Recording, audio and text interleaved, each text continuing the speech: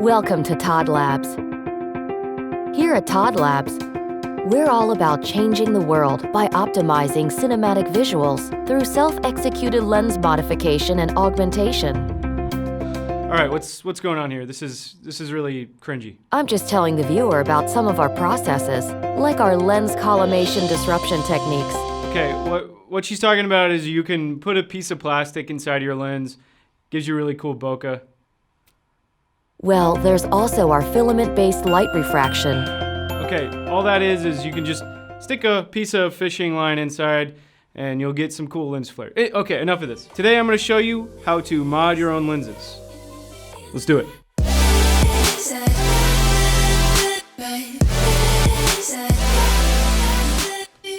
All right, so let's get started. So this is not something that I've ever done before.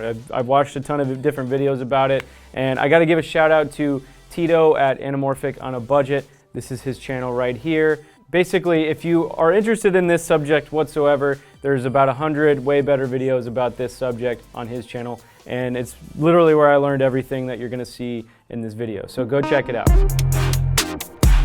And to get started, here's everything that you're going to need. First and foremost, you're going to need a tool called a lens wrench. These can be bought on Amazon for somewhere around 20 bucks. And then you're gonna need some fishing line. You want something really, really thin, the thinnest you can find, which for me was 4-pound test line. You're gonna need a bottle of some acetone, which you can buy at any hardware store. You want some orange spray paint or an orange paint pen. You could also use blue or whatever color you want, and you could also use Sharpies. And you're gonna want some double-sided tape. You'll need some sandpaper, and also I got some metal polish. You need some 100% cotton pads. You also need some gloves to protect your hands. And one of the most important parts, you need some aperture discs. Now these are just some tiny little pieces of plastic that you can find on eBay, but they're gonna serve as an oval shaped aperture, and I'll show you that later on. In this video, we're gonna be modifying some Russian lenses. So these are vintage Russian lenses that you can get for really, really cheap on eBay. Today we're gonna be modding a MIR1B. This is a 37mm lens. It goes down to an f2.8, and you know, it's a really beautiful, just slightly wide-ish lens. And the classic, this is the Helios 44-2. So if you're into lenses at all, you've probably heard about this lens. It's basically usually a $60 lens that has really, really great optics, and it has some really, really cool bokeh where it's kind of this swirly kind of effect on the edges. And this will be a really, really great lens to modify because they're cheap and they already look really good. And this is gonna be a 58mm lens that goes down to an f-stop of 2. And then we have the Jupiter 9. This is a great portrait lens. It's an 85mm, and so it's really, really fast, has really, really nice character. It's got really pretty bokeh. And with all of these lenses, we're going to be adding an oval-shaped aperture.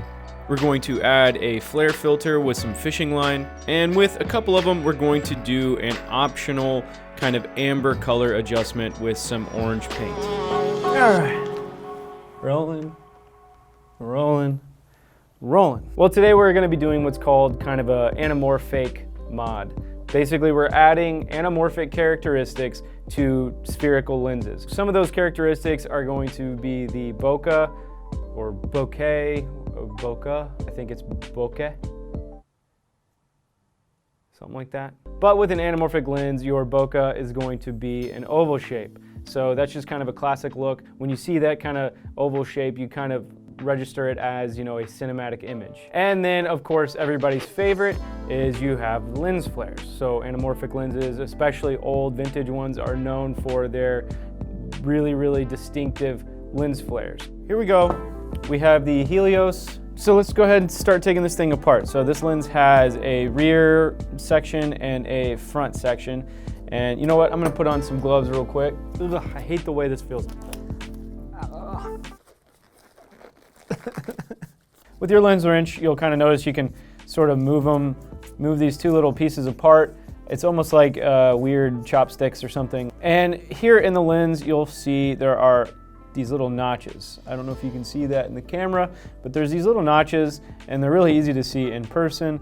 And what you do is you just stick the lens wrench into those notches and kind of clamp down on it. And then once you have that good to go, you can just start turning the lens and you're unscrewing the back element. And so now you can just sort of turn the lens to the side and it will fall right out. And now this is the whole entire rear element, but there's a couple of pieces in there and we're actually gonna open that up a little bit further. Now you'll see inside of the ring that we were just turning, there's actually another set of notches that are, in a little bit of a smaller ring, and you'll just do the same thing. Just kind of find the little notches and just start turning those.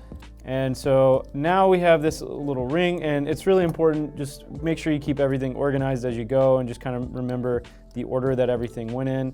So we have these two, we have this little section here. This is kind of the front, so that went in like that. Just make sure you kind of keep everything in your head as far as how things were oriented. And so now we have this last little piece. We can actually unscrew that one as well, and we're going to do that right now. And so now all of that falls out, and we just need to make sure that we remember which way that was in there. And just as you go, you want to make sure that you take note of which side the convex or concave side is on. Make sure that you keep track of that mentally.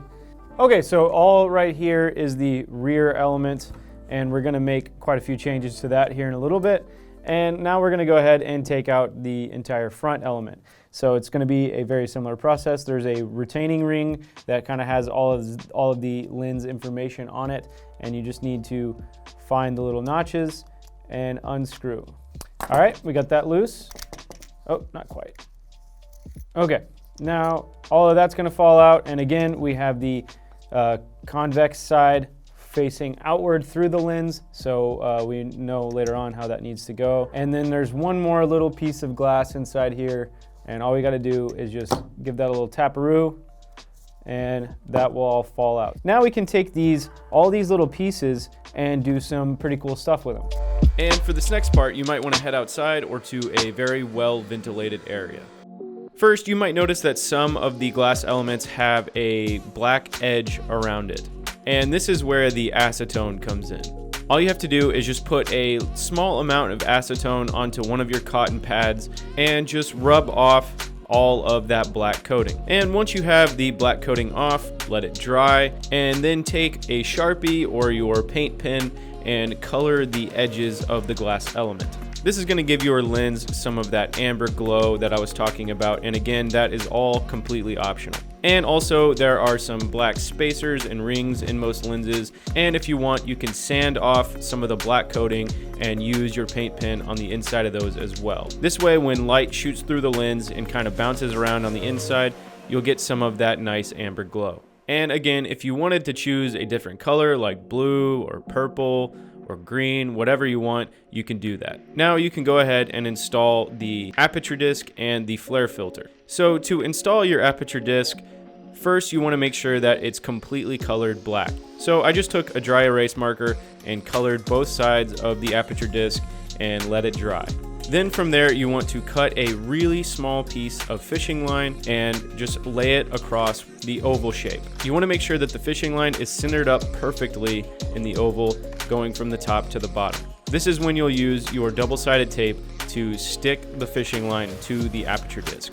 It can take a while to get it right, but just be patient. Now you can take the rear element and put the first piece of glass back in, and then you can add your aperture disc on top. And now go ahead and close it up with the piece of glass that goes behind that, and lock everything together and screw the rear element back in. With all lenses, you want to put the aperture disc and the flare filter as far back in the lens as possible. In other words, as close to the sensor as you can get it. That will help you to avoid too much light loss or vignetting.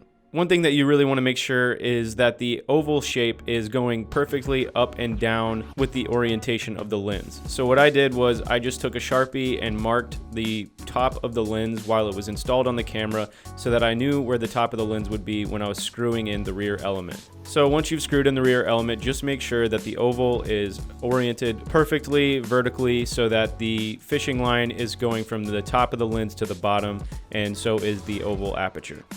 Now, I'm not going to go through the entire process for the other two lenses, but just know it's kind of the same idea. Every lens is going to be different. There's going to be different amounts of glass elements, but using the lens wrench, you can disassemble the other lenses just the same and kind of take their parts out, and you'll see that same black coating that you can remove and get the right look that you want. And as a little side tip, if you don't want to order your aperture discs online, you could actually just take a piece of paper and color it black and really carefully cut an oval shape into it and just use that.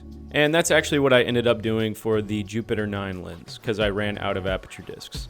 All right, that's pretty much all there is to it. We've taken the lens apart, added in some stuff, colored some stuff orange, and now we should have a pretty cool effect on this lens. And I'm gonna do pretty much the same thing with these other two lenses. I think with the Jupiter, I'm not gonna add the flare filter. I'm just gonna let it be kind of a nice amber, cool glow lens. And I am gonna add the flare filter and all the other stuff to the Mir 1B. And we're gonna see what kind of stuff we get with it. How about some test shots?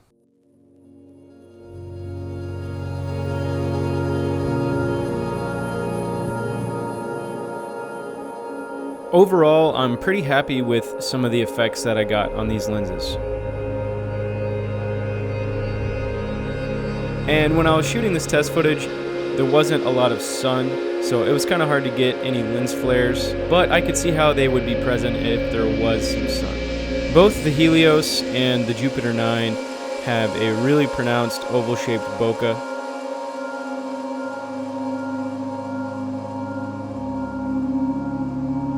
The Mir 1B ended up getting a really pronounced kind of dreamy look that I could see being useful for certain cases, but not very often.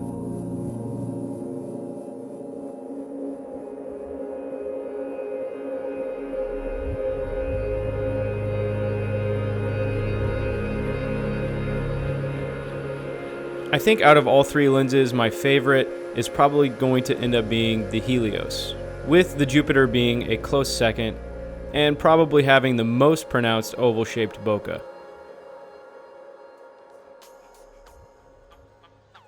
All right, well, I hope you guys enjoyed this video. I hope you give it a try. Like I said, go check out Tito's channel, Anamorfake on a Budget. Learn how to do this with a whole bunch of other lenses. But yeah, give it a try.